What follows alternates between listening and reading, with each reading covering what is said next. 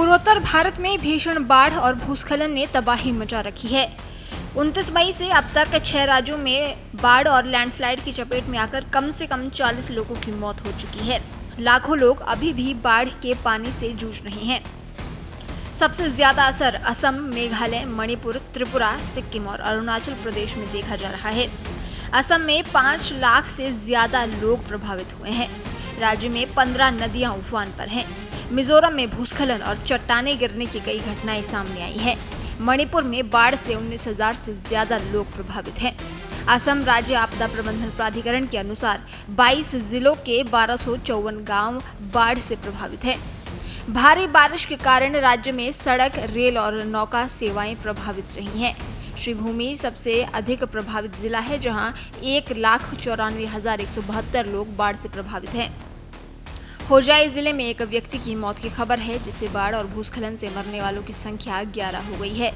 12,610 hectare फसल क्षेत्र जलमग्न हो गया है। अरुणाचल प्रदेश में सोमवार को लगातार बारिश जारी रही।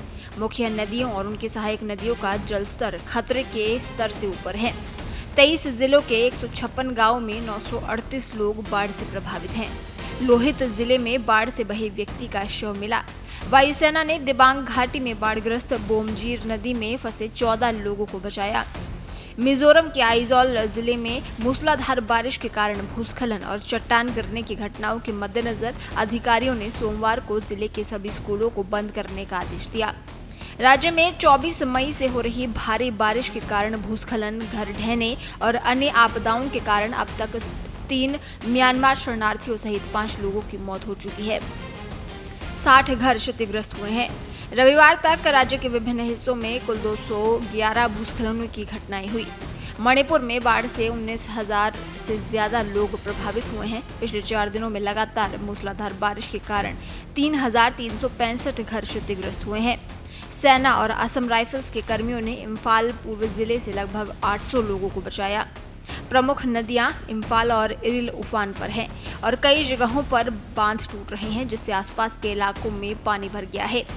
मणिपुर में नदी का जलस्तर चेतावनी स्तर तक थोड़ा कम हो गया है, लेकिन ज्यादातर नदियों में जलस्तर उच्च बाढ़ के निशान से ऊपर बना हुआ है।